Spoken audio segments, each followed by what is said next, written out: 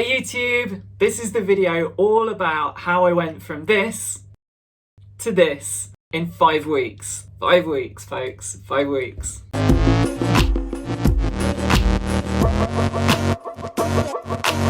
Now this video all starts with me basically smashing my collarbone to pieces and breaking 3 ribs on the 15th of August.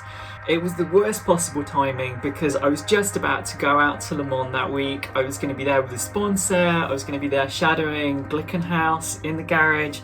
It was just going to be an amazing experience that I had everything lined up ready to go, and when this happened I fell flat on my face and I was absolutely broken, like completely devastated. It was the worst thing at the worst time that I could possibly have imagined. I've broken my collarbone quite badly and now I'm completely fucked. Now I'm back home with Lucky. You know, I'm gonna miss some races now. There's just so much stuff that this completely screws up. Monday morning, I had to try and get myself together. I've never broken anything before in my life. I can't drive a car, I can't do exercise, I can barely even put like a hoodie on. I was in that much pain. I was actually trying to figure out how I could still get to Le Mans. As you can see, it looks a bit different to my other shoulder. I'm not really planning on telling anyone on social media what's happened. I don't really want people to know. I don't know, I just don't really want to share this. It's not really anyone else's business. I don't really want anyone's sympathy. I don't really want people asking me what happened, having to explain again and again and again in comments. I managed to kind of drag myself out of this state. You can't change the past right now. All you can do is change the future. Only way forwards is forwards. And basically that means figuring out how I can recover as quickly as possible. Every day that I lose through not moving forwards is a day added on to my recovery time. Therefore, I have to pull my finger out, I have to mobilise. Number one was get surgery. My shoulder basically looked like a box of smashed crabs. Fortunately, I managed to get this lined up and done within 10 days. Today is Thursday, 4 days since the accident. I'm feeling really positive. Today's the first day that I've put makeup on, getting my shit back together basically. Mr. Shukla rang me back yesterday.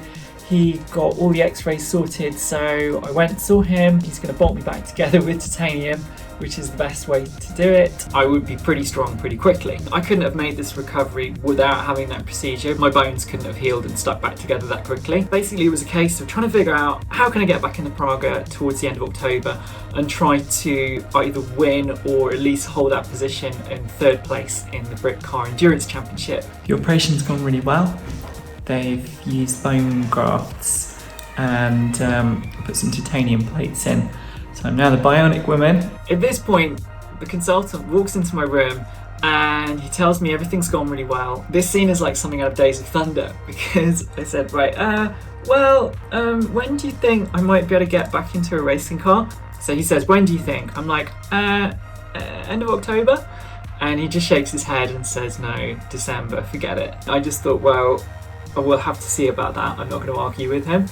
A couple of days later, I was in the gym on the bike, obviously not using my arm, but just using my good arm and just trying to build up some kind of fitness and cardio. Normally I work out 4 or 5 days a week. My fitness just fell off a cliff. What happened next was that I went straight to Munich to do a sim racing challenge against Jimmy Broadbent for the Marla Racing Challenge at IAA Mobility. It went super well. Everyone at Marla was really happy. Now, a really good thing that happened was that Praga actually were testing the car with some new suspension setup at Silverstone. Right guys, just back from first physio appointment at the hospital and I'm cleared for takeoff because physio was super impressed with my arm. She was like, the movement you have, the range, everything, boom, it's as good as it could be. I can now go running, I can do light weights. Frustratingly, Praga just offered me some testing at Silverstone tomorrow. They've just actually done some work on the car to make the steering a bit lighter, which is really good news. It required quite a bit of force before anyway, and obviously now it's really good news because it's going to make it easier for me at Donington. I really want to go tomorrow, but it's probably not the right thing to do quite yet. It's probably a bit too much too soon.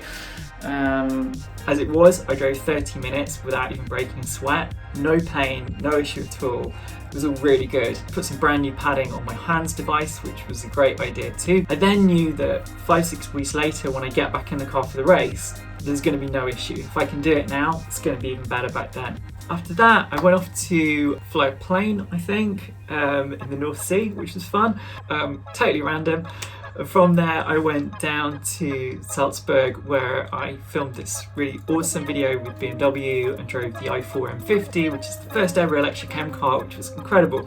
I then spent 5 days in the Austrian mountains, where I was like, right, okay, this is my time to get my head down. Just lots of hiking and running and just trying to really go head first and rebuild my fitness, and also just get into a great state of mind where I was feeling fully ready to get back in the race car. I then went off and did a couple of races at Spa-Francorchamps in a Norma, which is a car that I used to race back in 2017 in the French Hill Climb Championship. This was such a great opportunity to get back to race pace, and I've got to say a big thank you to EK Robotics and Awesome Products for helping make this possible. We came away with a double podium. It was an amazing weekend. Big thanks to Alan Berg, who let me share the car with him. Coming into the race weekend at Donington, it just meant I felt really on it. Now, as things worked out, the race weekend at Donington didn't go as well as I hoped it could have done. I could make a whole video about this, and basically we came into both races 4th on the grid. We finished both races 4th on the grid. We came to the weekend 3rd overall, and we finished 3rd overall, which all in all wasn't a bad result at all. We had some kind of shitty luck at the beginning of the season when we got taken out at Snetterton, and then we had some problems with the car that were carried over to Alton Park, and that kind of put us a bit down in the points. And to be honest, we held our position and we fought back after that at the Silverstone 2-hour race. You know, coming away with 3rd in the championship was an amazing result. As you can see behind me, we had so many podiums and trophies this season. It's been super cool. I guess that's just the competitor in me that always wants to do better, and I'm a Virgo too, so it's like double that. As well as coming 3rd in the championship, proving to myself that actually I can overcome a massive injury in the middle of the season, get my head down, dig deep on a load of resilience, and just push myself back up to race pace and getting back in a car. That in itself has been a massive personal triumph. I have an amazing scar on my shoulder, which I'll probably invent lots of stories about. I have my full strength back now since I've had some more x-rays, training hard, so we're good, and it's going to be an amazing year, I'm sure, because we've got some awesome stuff looking like it's lining up very nicely for 2022. But yeah, that's the story, guys. I just want to say a massive thank you to everybody at Praga Cars UK for an incredible opportunity to race the Praga R1 this season. It's been an absolute dream. The car is incredible. If you're racing one in 2022, you will have a mega time. Big thanks to all my sponsors and everybody, to Jack Fabi, my teammate. And yeah, guys, I'm going to wish you a lovely Christmas and a happy new year, and I'll see you all with exciting news in 2022. Lots of love. Oh, like this video and share it too.